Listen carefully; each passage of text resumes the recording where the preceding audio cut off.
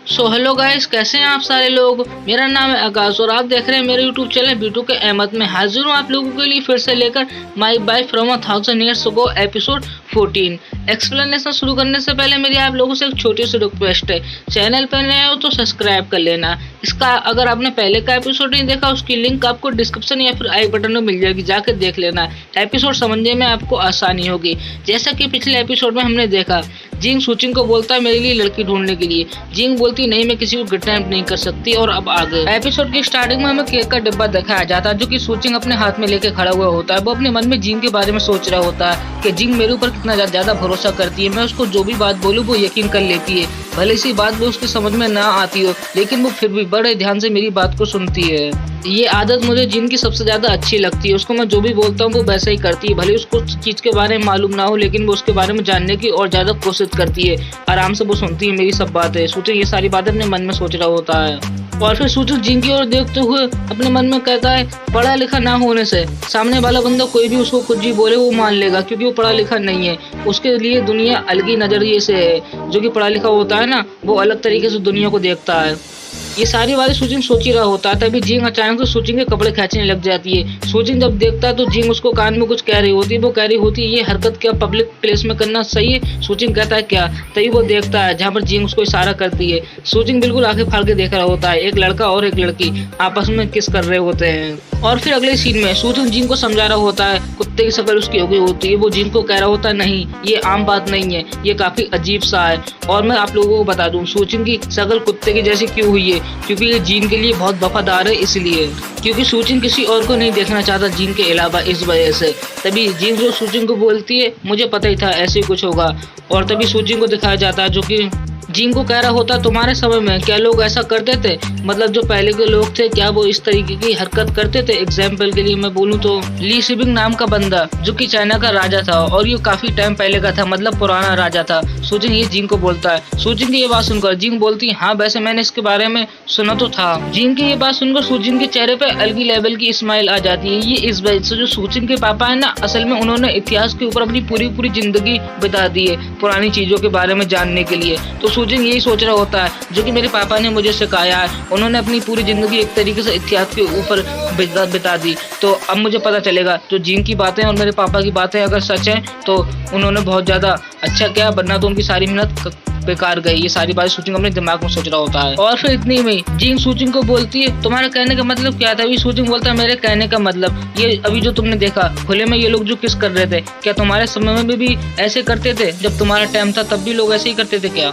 सूचिंग की ये सारी बातें सुनकर जिंग सूचिंग को बोलती है, हमारा जो राजा था ना वो कुछ भी करे, मैं उसके बारे में ये सब क्यों सोचूं, इससे क्या फर्क पड़ता है? जिंग की ये बातें सुनकर सूचिंग को बिल्कुल झटका लग जाता है, क्योंकि सूचिंग चाहता था कि उसको हिस्ट्री के बारे में मालूम चले, पहले के इतिहास के बारे में मालूम चले। और फिर अगले सीन में सूचिंग लंबी से सांस लेते हुए कह रहा होता है, इससे कोई फर्क नहीं पड़ता लोग इतिहास के बारे में क्या जानना चाहते हैं। मुझे तो ये लगता है गवर्नमेंट और जो पढ़े लिखे लोग हैं वही इतिहास के बारे में अब चीजें लगते हैं। और जो जिंग है ना वो काफी गरीब खानदान से, मेरे कहने का मतलब वो गरीब है, तो इसी वजह से राजा के बारे में उसको कुछ मालूम नहीं होगा।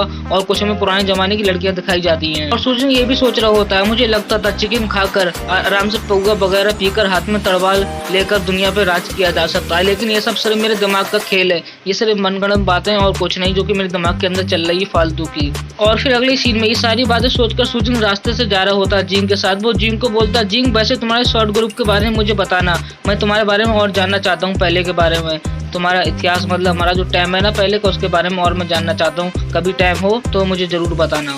सूचिंग की ये बात सुनकर जिंग अचानक से चलते चलते रुक जाती है और वो पहले के वक्त के बारे में सोचने लग जाती है। कितना खौफनाक मंजर था वो, खून पड़ा हुआ था, हाथ वगैरह कटे हुए पड़े थे, बिल्कुल भुखमरी का माहौल था। इस तरीके का जिंग ने देखा हुआ है ना पहले के वक्त में। और फिर अब के टाइम में जिंग बहुत ज्यादा कांप रही होती है सारी बातें सोचकर। वो सूचिंग को कहती है, मेरी जिंदगी इतनी ज्यादा मजेदार नहीं है, मैं एक गरीब परिवार से हूँ। तभी जो सूचिंग होता है वो जिंग को बोलता है, मैं तो बस ये स्टोरी की तरह तो तुमसे पूछना चाहता था, तुम बिल्कुल टेंशन मत लो, सब कुछ ठीक है। और फिर अगले सीन में हमें शाम का वक्त दिखाया जाता है, जहाँ पर कि सूचिंग अपने घर में आ गया होता है। वो केक का बॉक्स खोलता है जिसके अंदर से केक निकलता है। वो बहुत ज्यादा अच्छा लग रहा होता है। जिंग बहुत ज्यादा खुश हो रही होती है केक को देखकर, और सूचिंग भी मुस्कुरा रहा होता है। और फिर अगले सीन में सूचिंग और जिंग को दिखाया जाता है। जिंग बर्थडे कैंडल हाथ में थामी होती है। सूचिंग जिंग को कह रहा होता है, इसको यहाँ पर लगाओ, और इनको बर्थडे कैंडल बोलते हैं।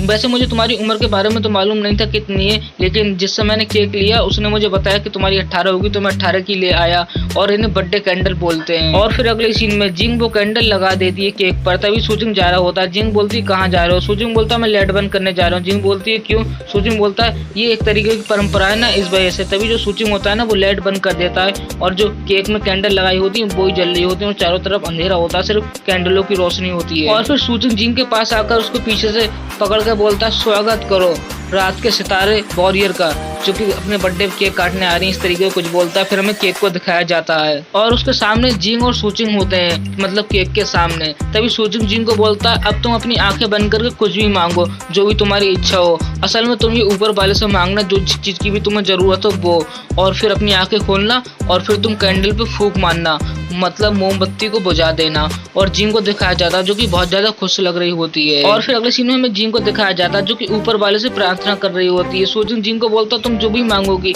वो जरूर से तुम्हारा पूरा होगा, क्योंकि तुम्हारा पहली बार है, तो मांगना जो भी तुम्हें चाहिए।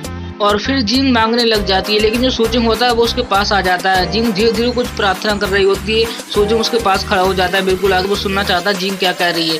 लेकिन जब जिंग मांग लेती है तभी वो अचानक से अपनी आंख खोलती है। जब वो देखती है सुजिंग उसके बहुत ज्यादा करीब आ गया होता है, मतलब आप सोच ही सकते हो, बिल्कुल थोड़ा सा करीब होता है किस होने को। और फिर इतने में सुजिंग और जिंग दूर हो जाते हैं एक दूसरे। तभी सुजिंग हंसते हुए जिंग को बोलता है चलो तो तुमने लगता है कुछ मांग लिया ऊपर वाले से, तो अब केक काट लेते हैं। जिंग बोलती है हाँ सही कहा तुमने। और फिर अगले सीन में जिंग कैंडल को फूंक देती है, मतलब मोमबत्ती बुझा देती है। सुजिंग लाइट जला देता है। जिंग बोलती है कितनी अजीब रस्म है। सुजिंग बोलता है हाँ ये काफी ज्यादा पुराना रिवाज है और इसको सब मानते हैं, तो इस हिसाब से इसमें कोई अजीब बात नहीं है। तभी जो जिंग होती है वो अचानक से ना फोन निकाल के सुजिंग को बोलती है ये क्लिक करने वाली चीज से मैं केक का फोटो अपने फोन में रखना चाहती हूँ। जिंग का कहने का मतलब ये वो फोटो खींचना चाहती है केक का। जिंग की ये बात सुनकर सुजिंग बोलता है अच्छा तुम्हारा मतलब केक की फोटो का है ना, तो तुम खींच सकती हो। तभी हमें दिखाया जाता है जिंग और सुजिंग जो कि केक का फोटो खींच रहे होते हैं और सुजिंग जिंग को बता रहा होता है कि इस तरीके से फोटो खींचो तब बेहतर आएगा। तभी अगले सीन में जिंग और सुजिंग केक काट रहे होते हैं। सुजिंग जिंग को कह रहा होता है जिस तरीके से मैं तुम्हें बोलूं उस तरीके से केक काटो पहले, फिर मैं तुम्हें बताऊंगा किस तरीके से काटते हैं। ये सारी बातें जिंग सुजिंग को बता रहा होता है, मतलब सुजिंग जिंग को बता रहा होता है। देखा आपने लापरवाही का नतीजा है।